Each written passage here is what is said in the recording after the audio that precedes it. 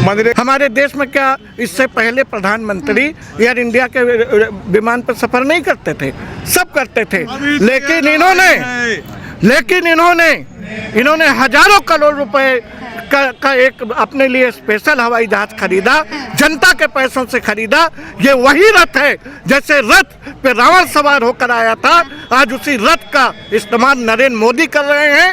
हम सब श्री राम के आदर्शों को मानने वाले हैं। मनरेगा के संबंध प्रोग्राम है जो मनरेगा इन्होंने खत्म कर दिया भाजपा सरकार ने, उसको फिर से स्थापित हो, इसके लिए हम लोग आए हैं। 100 दिन तो ये काम दे नहीं पाए, एवरेज 45 दिन काम दिया इन्होंने, और एवरेज 45 दिन देने के बाद भी भुगतान पूरा नहीं आज तक हुआ। और जो इनका एक वो है कि मनरेगा में बड़ा भ्रष्टाचार है, तो भ्रष्टाचार है तो सरकार किसकी है, कितनी आपने कार्रवाई की, इसको भी आपको जानकारी देनी चाहिए। नमस्कार दर्शकों, मैं कनक मिश्रा हाजिर हूँ द इंडिया लाइव पर। इस वक्त मैं मौजूद हूँ राजधानी लखनऊ के कांग्रेस कार्यालय में और यहाँ पर मेरे साथ तमाम लोग मौजूद हैं। आइए बातचीत करते देखते हैं कि आज ये लोग यहाँ पर क्यों एकत्रित हुए। सर, क्या नाम है आपका? शरद श्रीवास्तव। सर, यहाँ आए हैं, आज हम देख रहे हैं भारी संख्या में लोग आए हैं, भीड़ लगी है, क्या कुछ प्रोग्राम है? मनरेगा के संबंध प्रोग्राम है जो मनरेगा इन्होंने खत्म कर दिया भाजपा सरकार ने, उसको फिर से स्थापित हो, इसके लिए हम लोग आए हैं अपने नेता के नेतृत्व में। जी, वो कह रहे हैं कि हमने खत्म नहीं किया है, हमने नाम बदला है। वही तो गुमराह करते हैं वो। हाँ। केवल गुमराह करते हैं, 100 दिन का दे ही नहीं पा रहे हैं, 125 की बात करते हैं। बिल्कुल गड़बड़ है। कह रहे हैं कि मैंने नाम रखा है जी राम जी बिल, तो इनको राम जी से दिक्कत है, नाम से दिक्कत है। कोई भाई, मैं ओम प्रकाश सिंह, जिला कोऑर्डिनेटर मनरेगा सुल्तानपुर। ये जो कह रहे हैं जी राम जी, आज तक तो मैंने सुना नहीं, मैं तो यही सुनता हूँ कि लोग जय राम जी कहते हैं, तो जी राम जी कहाँ से आ गया? सबसे बड़ी इनको समस्या जो है वो गांधी जी से है। अच्छा। क्योंकि ये गोडसे के समर्थक हैं और गांधी जी से है। ये इन्होंने कहा मैं 125 दिन दिया, आप डाटा निकलवा लीजिए, इन्हीं का डाटा है। 100 दिन तो ये काम दे नहीं पाए, एवरेज 45 दिन काम दिया इन्होंने, और एवरेज 45 दिन देने के बाद भी भुगतान पूरा नहीं आज तक हुआ। और जो इनका एक वो है कि मनरेगा में बड़ा भ्रष्टाचार है, तो भ्रष्टाचार है तो सरकार किसकी है, कितनी आपने कार्रवाई की, इसको भी आपको जानकारी देनी चाहिए। कांग्रेस के समय में वहाँ मिर्जापुर से लेके गोंडा तक 9 सीडीओ सस्पेंड हुए थे, 50 वीडियो सस्पेंड हुए थे। कांग्रेस समय में जो भ्रष्टाचार करता था उसके खिलाफ कार्रवाई होती है। और ये कहते हैं कि भ्रष्टाचार हो रहा है, भ्रष्टाचार की जननी है, और नारे देते हैं कि भारत जो है भ्रष्टाचार मुक्त उत्तर प्रदेश, जीरो टॉलरेंस नीति, सुशासन की सरकार, डबल इंजन की सरकार। देखिए, ऐसा है, इनके यहाँ ऐसा है कि आपको सुना होगा, आप लोगों ने पढ़ा भी होगा, रावण एक हुआ करता था सच। वो जितने ग्रह थे सबको कब्जे में कर लिया था। हाँ। उसी तरह ये आज का रावण है। ये जितनी हमारी संवैधानिक संस्थाएं हैं, यहाँ तक कि सुप्रीम कोर्ट के चीफ जस्टिस भी डरे हुए हैं। अच्छा। किसी की हिम्मत नहीं है किसके खिलाफ। और भ्रष्टाचार तो इतना है, आप गांव में जाइए, इनकी तमाम योजनाएं केवल इनके ठेकेदारों के लिए, इनके उद्योगपतियों के लिए चलाई जाती है।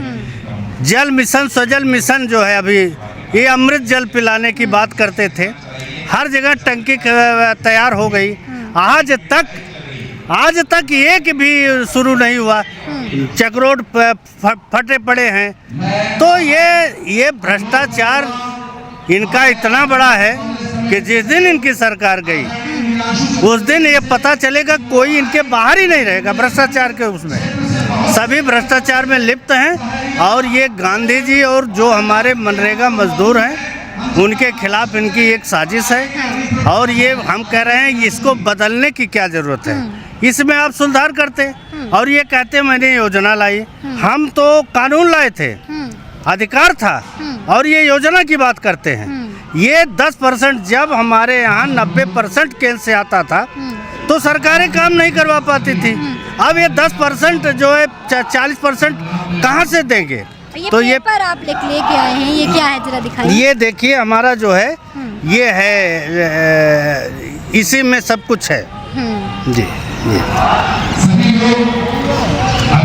ये हम गांव-गांव पंचायत तक पहुंच रहे हैं, जो हमारे मनरेगा मजदूर हैं, जो उससे संबंधित ये नौकरी पेशे में है, प्रधान है। मैं सबको जागृत कर रहा हूँ कि ये मनरेगा ख़त्म करने की ये एक बहुत बड़ी साजिश है। न इसमें किसी को हमको राम जी से कोई समस्या है, ये तो केवल इनको समस्या हो सकती है।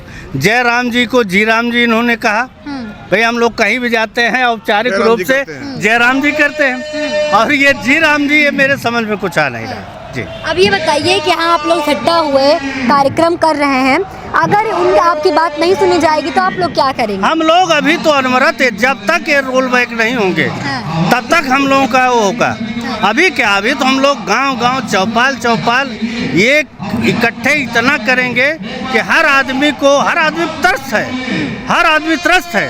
अरे भाई पहले गांव पंचायत योजनाएं बनाती थी और हर गांव पंचायत समान रूप से उसका लाभ पाती थी। अब ये केंद्रित कर दिए, अब ये जिसको चाहेंगे उसी प्रदेश में जाएगा, उसी जिले में जाएगा, उसी गांव में जाएगा। तो ये बहुत बड़ी साजिश है। और SIR के नाम पे लगातार वोट काट रहे हैं, इसमें क्या कहेंगे आप? हाँ काट रहे हैं। देखिए SIR पे आप पूरे प्रदेश में जाइए, फार्म 7 का जिस तरह से दुरुपयोग हो रहा है।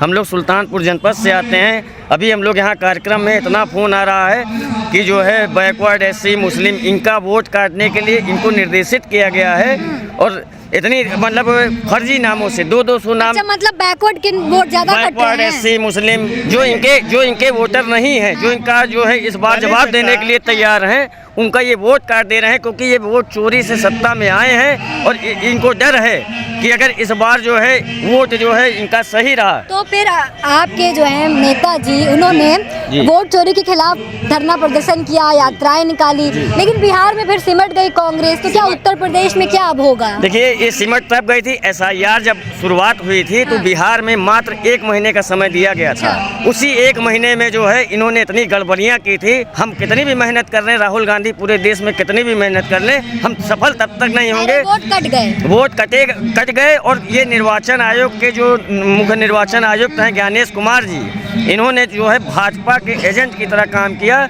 राहुल एजेंट हैं और राहुल गांधी जी ने प्रूफ दिया, तो उन्होंने उस प्रूफ पे जाने की जांच नहीं कराई, उन्होंने राहुल गांधी से ही प्रूफ मतलब नोटिस दे दिया, फिर डेबिट मांग लिया। तो अब जो है निष्पक्ष जो थी कांग्रेस के रिजीम में, इन्होंने उस तो आप लोग अब क्या करेंगे, कैसे सड़कों पर उतरेंगे, कैसे अपने हक की बात रखेंगे? आपने एक चीज देखा होगा, 10 साल से जब से भाजपा की सरकार आई है देश में, तब से सिर्फ कांग्रेस पार्टी है राहुल गांधी जी के नेतृत्व में हर मुद्दे पे जो ये गलत कर रहे हैं, लगातार प्रयास है। और जो चुनाव आता है प्रयास हम सफल नहीं हो रहे हैं, क्योंकि ये वोट चोर हैं। और जिस दिन 2 लोग यानी कि इस देश में सुधर जाएं तो हमको लगता है 2 लोग, एक जो गोदी मीडिया है, अगर ये गोदी मीडिया अगर ये निष्पक्ष यानी कि दिखाना जिस दिन शुरू कर देगा, भाजपा 3 दिन में इनके नेताओं को जनता दौड़ा के मारेगी। और दूसरा कौन? दूसरा निर्वाचन आयोग। जो संसदीय संस्थाएं हैं तमाम ED CBI खरीद चुके हैं, सब आप जान लीजिए कांग्रेस के रिजीम में। ये कह रहे हैं जितनी भी संवैधानिक संस्थाएं हैं, चाहे ED हो, चाहे निर्वाचन आयोग हो, यहाँ तक कि कोर्ट भी इनके ही कब्जे में है।